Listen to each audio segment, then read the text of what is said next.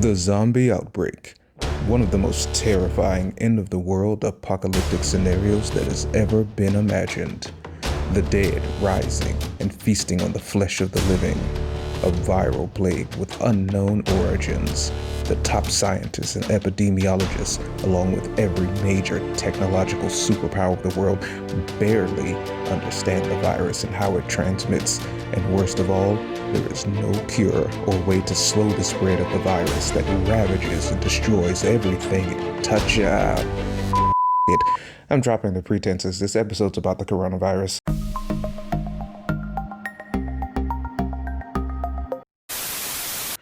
Prepare too early, and you're called Chicken Little. Act too late, and millions may die. Mike Leavitt, the Bush administration's health secretary, said this of the way he was treated in 2006 for warning the nation that a flu-related pandemic was coming. Leavitt was viciously mocked on late-night television shows and even in the news. However, COVID-19 has confirmed that Leavitt was not Chicken Little, as the world came tumbling down in a matter of weeks. The global pandemic triggered by the novel coronavirus, also known as COVID-19, has impacted every citizen of the world. People have been infected with the virus, lost loved ones, struggled to keep businesses afloat, struggled with unemployment, and many have just been stuck at home feeling hopeless. I want to also highlight the mental aspect of how the coronavirus is affecting us. It's been such a burden on people that the CDC has had to release a guide specifically detailing how to deal with pandemic-related stress. This virus is killing us, both mentally and physically. No matter what the situation, everyone has been affected in some way. As people seek answers to all of the questions surrounding the response to COVID-19, one daunting question has been looming in the back of people's heads since all this has started. One question with a terrifying answer.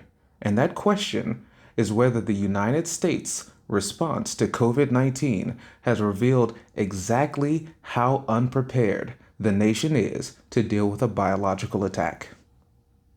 Spoiler warning, the answer is yes. Let's jump back about 15 years or so to see how we got here. In 2005, President George W. Bush, seen here. No. We have a better picture than that. Right? Very wholesome, but it doesn't quite reflect the kind of president he was. You know, because of all of the war crimes. Do we have another picture? Yes, that's the one. That President Bush said, by putting in place and exercising pandemic emergency plans across the nation, we can help our nation prepare for other dangers, such as a terrorist attack using chemical or biological weapons. This was in an address where the Bush administration asked Congress for over $5 billion to promote his three-part preparedness plan. Unfortunately, the plan and many other proposals have never been fully realized. So we're going to peek behind the curtain and examine, in theory, the United States' preparedness for a terrorist attack using chemical or biological weapons based on the nation's response to the COVID-19 pandemic.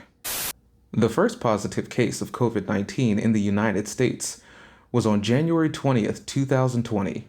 However, travelers did not start being screened until March 11th, 2020.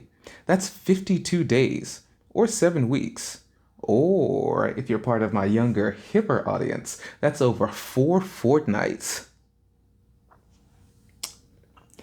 The protocol was that all who were arriving from the impacted areas were asked to travel through one of 13 airports where the United States Department of Homeland Security, the DHS, established enhanced screening capabilities. Once passengers passed the screening, they were asked to self-quarantine at their own homes. Also, around mid-March, state governments issued the first order for citizens to avoid non-essential outdoor activities, but there was never a national lockdown order issued, leaving many U.S. citizens free to travel across the states. The lack of strict enforcement of these orders due to unstable policies and inconsistencies nationwide has led many people to simply, ignore it. To quickly summarize, issue 1. It's selfishness and a delayed response from the government. Even when literal lives are on the line, Americans don't like to be told what to do. Now, maybe it's that good old rebellious spirit that compelled us to toss the king's tea in the harbor and declare independence. That spirit lives on, as seen in these anti-lockdown protests where people are demanding the right to do critical things like golf and get haircuts and not wear masks. What the is wrong with you people? Not only are the people in America so stubbornly free that they refuse to do things that would support the health and welfare of the people around them, our elected officials, our governments are so heavily partisan that they can't even agree when it's not a political issue and a health issue and be able to move in such a way as where they can mitigate a disaster. We are so free and so divided, so selfish and arrogant that we can't even save ourselves when we have the data right in front of us that tells us what we need to do.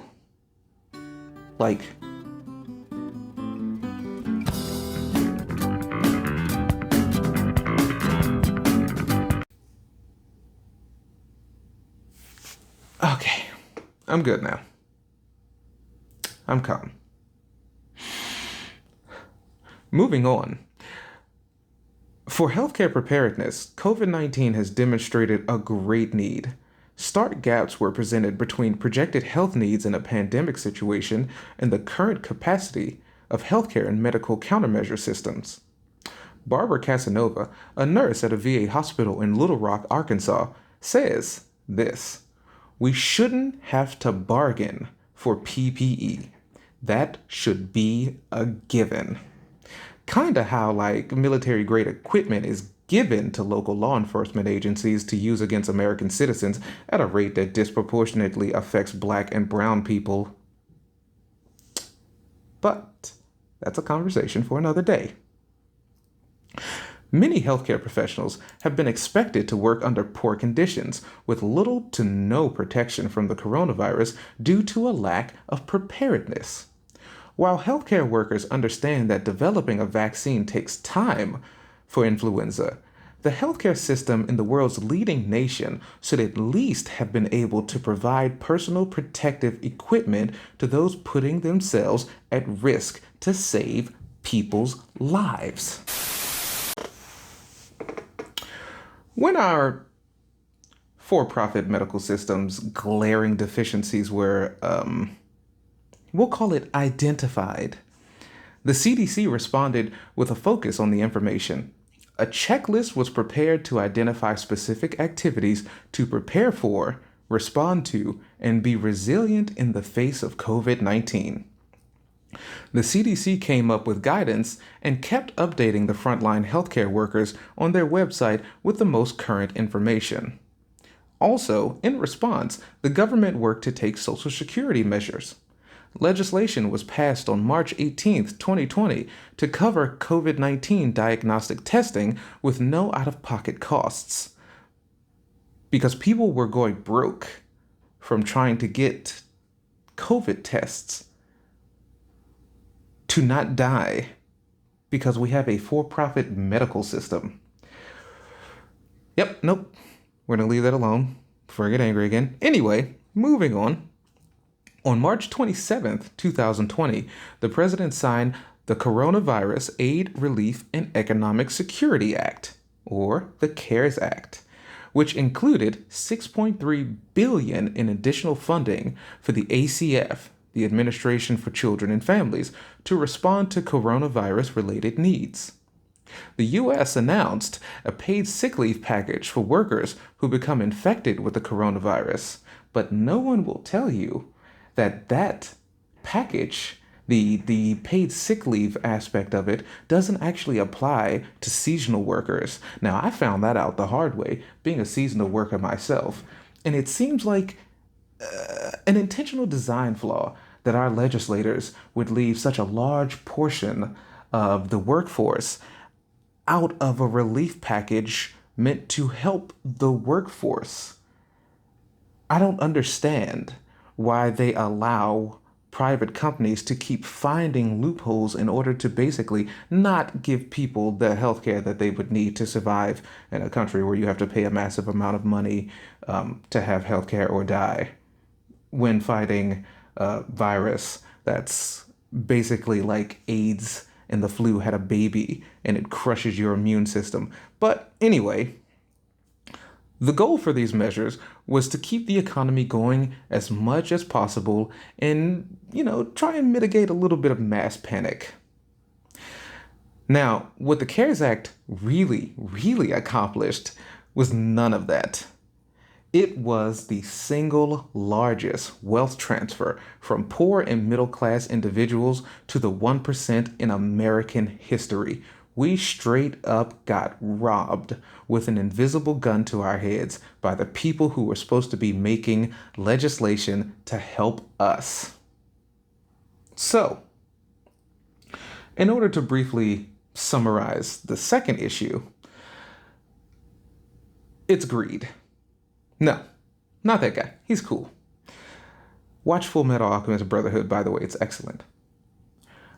Our leadership is just straight up greedy. They don't have their priorities straight. America is a country that funds law enforcement like the Army, but couldn't figure out how to get healthcare workers the PPE they needed to save lives. Don't even get me started on the testing. In my own home state of Maryland, the Republican governor had to purchase 500,000 tests from South Korea and then hide the tests under guard by the National Guard of Maryland, the Maryland State Police, just to hide them from the Trump administration after the administration told the states that the Federal Reserve for PPE supplies testing was theirs and that the states needed to fend for themselves.